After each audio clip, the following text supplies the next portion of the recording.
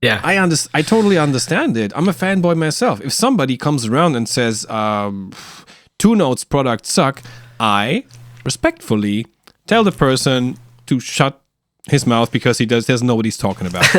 So it's Yeah. yeah, exactly. There you go. One of the best things ever invented. Yeah. So it's I completely understand it from being a fanboy for certain things, but then again, I also have the capacity. It's entertainment. Yeah, it's entertainment. But I also have the capacity to question things. And when this whole thing came up, I didn't know you, but how I was looking at it, I was like, yeah, that's weird. It's just weird. Yeah, there was a lot of things that didn't. Yeah. A lot of things didn't make. Like I said, they didn't make sense. And if they were true, then the future would have looked different than the way it did. Yeah, right. 100%. So time would tell you that, something like this. This wasn't really how it played out. But yeah, and speaking of 2 Notes, I'd be remiss if I didn't tell you that I just got the Opus. That's a powerful little box. I like it a lot.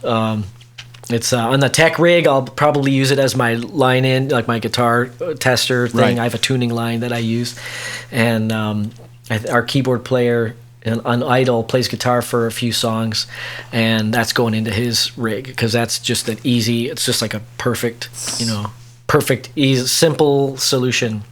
Yeah. So yeah, it's a cool product.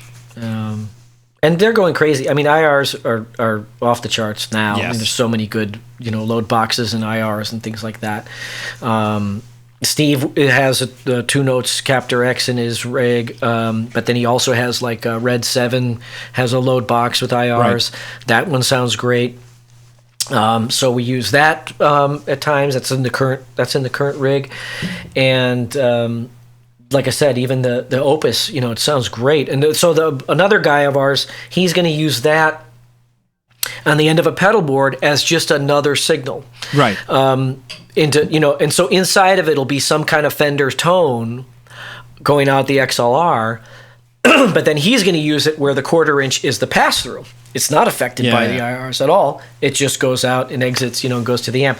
So yeah, I think they were very smart in how they handled the IOs, and how those things are, assignable in it. And I haven't used it for such, and I don't think I will, but I do love that they made it like a red box too, where you can actually still patch your head's output. Yeah. Your speaker out. You have to go through to a load, but you can do that, and then still apply the IRs to that. Yeah. I think that's fantastic. And who knows, maybe as I'm talking about it now, I'm talking myself into it, using it like that. But yeah, I have a tuner line. So when I'm teching, I have a tuner line where I have like Steve Stevens' mix goes right to my ears, but blended with it is my own line. Right. So when I'm, playing side stage, I'm checking tuning. I'm tuning right into my own ears, along with the mix or like his existing mix. And so I'll even tune, like I'm tuning like sweetened tuning where we're off like a few cents here, and I'm biasing even for the key of the song that he's about to play. Okay.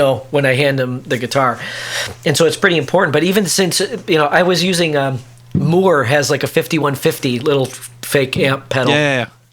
And it sounded great. I mean, it's like I wouldn't go to front of house with it, but it sounded awesome, in my ears. And I tune with distortion. That's another key thing. So when I'm tuning by ear, I'm tuning with distortion, with amp distortion, because then you can hear the notes modulating against each other. Right. You can hear them, vibrate more so than you can if it's clean. Yes. So that's how I do that. I do a tuner. So I think I'll put I'll swap that for the Opus, and have the Opus be my all-in-one little tone box to just feed it back into my ears on that gig. But anyway, yeah, that's my story. I think we all use 2 Notes because I just grabbed mine. I still rock this thing. Absolutely nothing wrong with it. It works great.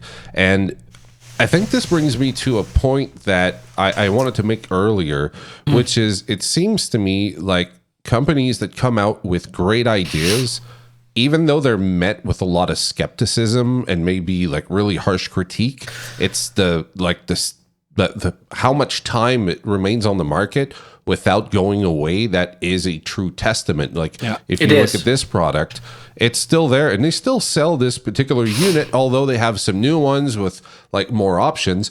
But this thing, I use it so often. It is one of the most indispensable tool in this little studio here.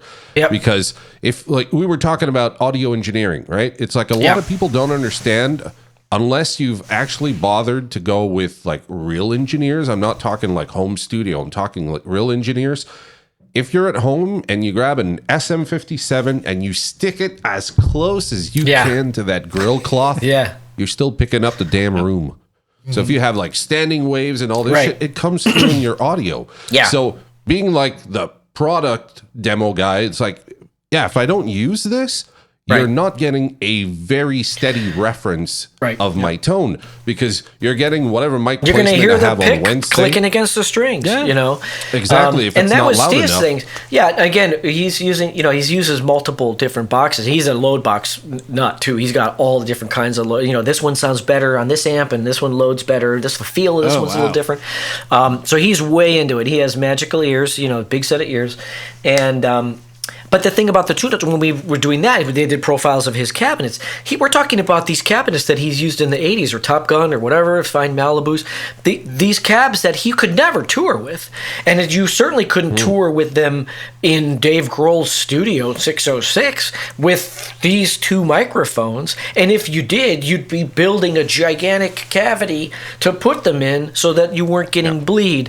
So it's the best. That's the one area. Digital modeling has come a long way. We all know it's not the same as the real thing, and that has to do with, to me, mostly everything up until amp overdrive, power tube saturation, things like that. And by the time you exit that, and you're talking about what happens with a speaker cabinet moving air with a microphone in front of it, these areas are areas where I think that although you might not say in a pure environment it has bested the real thing, it has certainly bested the real thing for live use, and it has certainly bested the real thing for repeatability, right? Like I'm going to demo 5 pedals. I have to have the same situation on all 5 demos. You can't. You can't even come close to that with a microphone and air.